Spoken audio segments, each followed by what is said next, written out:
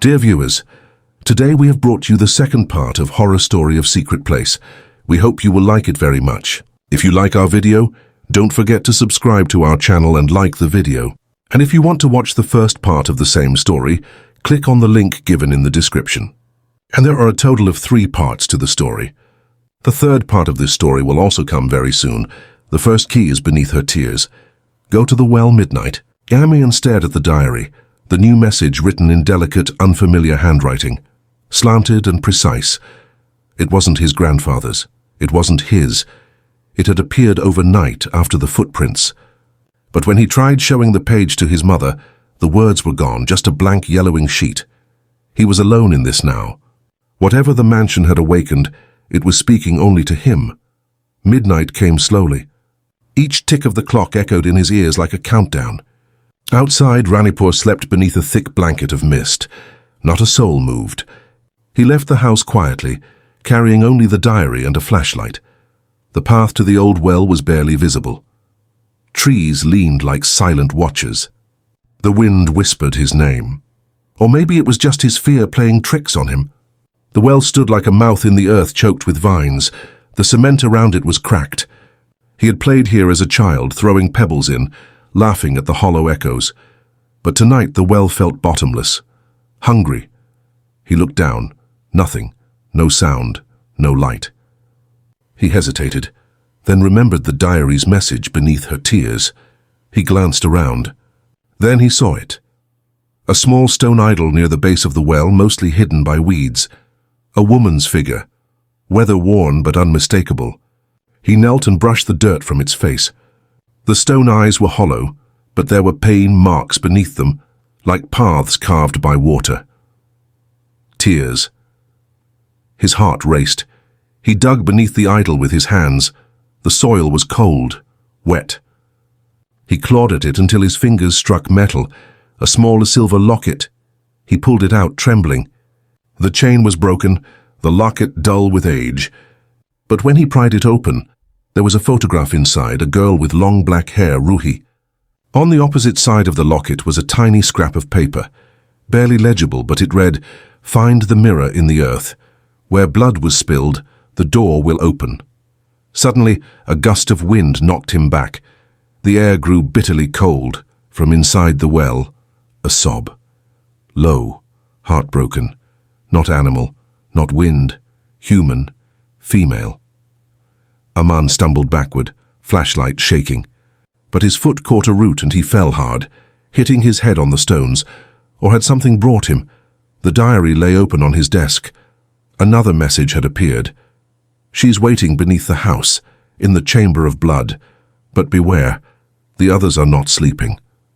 He didn't know what that meant, but he knew one thing. This wasn't a story anymore. This was a ritual, and it had already begun. The night was restless. Even after the fall, the whisper in Aman's ears hadn't faded.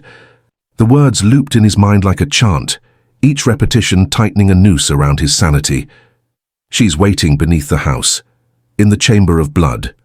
But beware, the others are not sleeping." He stared at the locket again. The photograph of Ruhi seemed older now. The smile was less innocent. And the eyes, there was a fear in them that hadn't been there before. It was like the picture was aging with the story. He had to go back to the mansion. The sky was still dark when he left. Not even the dogs barked. Ranipur lay silent as a graveyard. The mansion, however, looked wide awake. Its crooked silhouette loomed larger than ever. The center window on the 3rd floor still glowed. Aman entered through the back. The air inside was heavy. Walls cracked with age. The floor groaned beneath his steps. Shadows moved where they shouldn't. And somewhere deep within, a distant heartbeat echoed, as if the mansion itself were alive. He moved quickly, guided by instinct and the diary, which now had a new drawing. A map of the house with a red X beneath the floorboards of the servants' quarters. The old servants' wing was in the east corner of the mansion, half collapsed. Aman had to crawl through rubble and duck beneath beams. Finally, he reached the marked spot. There was no trapdoor, just dusty floorboards and silence. But the board sounded different here. Hollow. He grabbed a broken piece of iron and pried one loose. Beneath it, Darkness, a hidden chamber. The smell hit him instantly. Metallic, old and bitter. Like rust or blood. He dropped down, landing on something wet. Shining his flashlight around, his breath caught. Symbols covered the walls, painted in red. Some looked like ancient Sanskrit, others unrecognizable. In the center of the chamber was a keystone altar, and upon it, bones. Human bones, gaudy skulls with broken jaws, ribs torn apart, a ritual site. He stepped closer and found a small mirror, cracked but clean, lying atop the altar. Beneath it, carved in the stone, was an inscription. "Let the mirror show you your past, but beware, it remembers everything you forget." He picked it up. The second he touched it. Flash. He wasn't in the chamber anymore. He was in the mansion, but in the past. The walls were new, lit with lanterns. He saw a girl, Ruhi, running through the hallways, laughing, chased by a boy who looked disturbingly like himself, but younger, much younger. They were friends, close. But something was wrong. A shadow moved behind them, watching, following. The vision shifted, Ruhi crying, screaming, locked in a room, chanting outside, flames, screams, blood, and a voice whispered in his ear. "You left her. You promised you'd come back, but you forgot, and she never left." Crack. The mirror shattered in his hands. He gasped and fell to the ground, back in the chamber, breathing hard, but something was different.